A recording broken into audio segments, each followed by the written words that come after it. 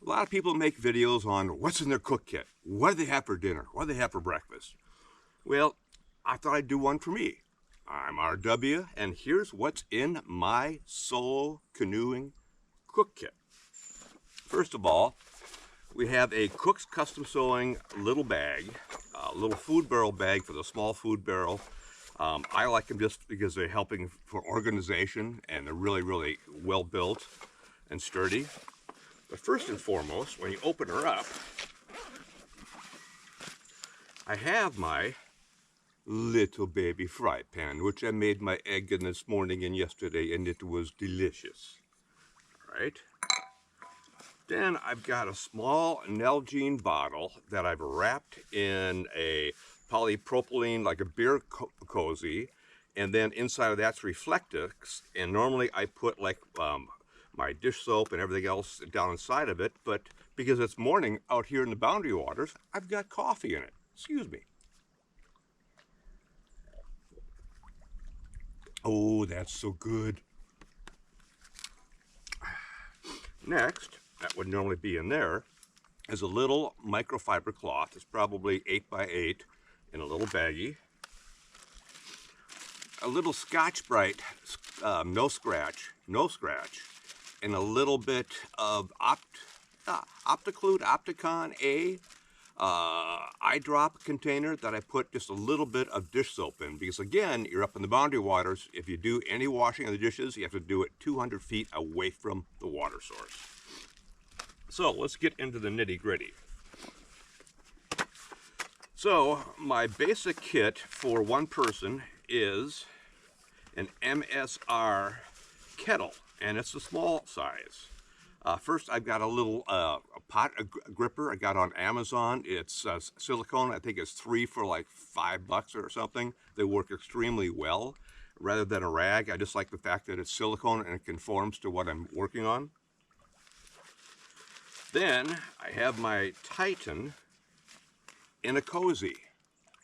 So with that said, you pop open the Titan and it perfectly houses, you know, the mid-size Isopro MSR fuel, which I really, really liked. I looked at going exclusively, I know a lot of guys do this with alcohol, but I don't think I want to carry around the alcohol, and it just, I'm so used to this. This is kind of my system, and shall I say I'm sticking with it. Then inside the cozy is the actual pot. And again, the thing I really like about this pot is it's titanium, and the lid fits really, really well. Really, really well. So then, for a stove, you say, what are you using for a stove, R-Dub? Well, I've got an antique, kind of like me, an antique Coleman. It's very, very basic. It packs up fairly small. It's fairly light. It's not the lightest. It's not the latest and greatest. I have those for my group camping setups. So you simply unscrew the top and you position the 3 pot stands and just tighten it back up. And there you have your little stove. So then I thought, well, I'm gonna need some kind of windscreen. What do I use for a windscreen?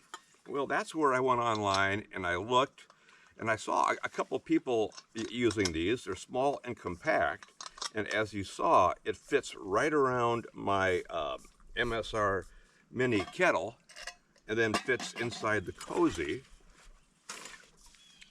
But I believe this is an Optimus. It's just a little windscreen that when I position this, it just clamps on the fuel. And I tell you, this is the first time out using it, and I'm pretty impressed, because we've had some meals where I've had to make, and it's just really, really, really tough. So then this, my Titan, nests perfectly there. Now, obviously, if I'm going to use my fry pan, I got to pull off the windscreen, but I'm telling you, the fry pan cooks so quickly and so efficiently and so non-stick, with a little ghee, of course. that I'm really, really impressed with that. So normally when I backpack, I'm long titanium spoon and a pouch, and I eat out of the bag. When I canoe camp solo, I prefer to eat out of the pot. So what I normally do is I'll take my cup and a quarter, cup and a half of fluid, I get that boiling, dump in the contents of the bag, and then I normally add a little packet I can get at Walmart of chicken, or they also have, I believe, some pork. Just add a little bit more nutrition to it. The meal I had last night came from Camp Chow, which is up there on Trail Center, and it was beef stroganoff. Well, I added a pack of chicken to it, and I tell you, it was delicious. So then we have the meal made. So then what do you do? First and foremost, when I'm cooking, I never completely clamp down the top. I see no need for it. So the meal is just about done. It wants to go and hide in the cozy. So what I've done is I like a full-length cozy. What do you mean by full-length cozy? Well, when I make these things, I double the top. So in other words, I've got 2 pieces of Reflectix in there. I double the bottom. So again, I've got 2 pieces of Reflectix in there. Then I take my handy dandy pot gripper, bought on Amazon, simply grab it, slide it in the cozy. Whoop, wrong one. Ha, that's the top. One more time. So I've got it cooking, and I'm hungry. So I slide it in the cozy, like so. Then I put the top on. And then take the top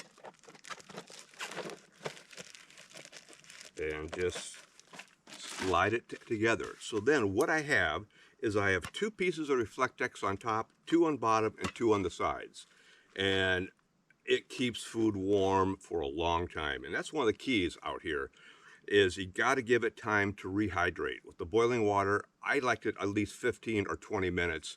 And then I know when I pop it open and I'm ready to dive in with my, of course, Tokes titanium spoon, I know the meal's going to be hot. One other thing I've done on the top and bottom is I put a little 3M strapping tape on top and bottom, so when you want to pull it apart, it pulls apart really easy. Little tricks that I've come up with that I think, you know, really help a lot.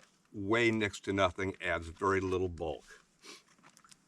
And then when I do need something on a plate, like when I had my eggs this morning on a piece of naan toast, I have my little, who is this, Sun Peak?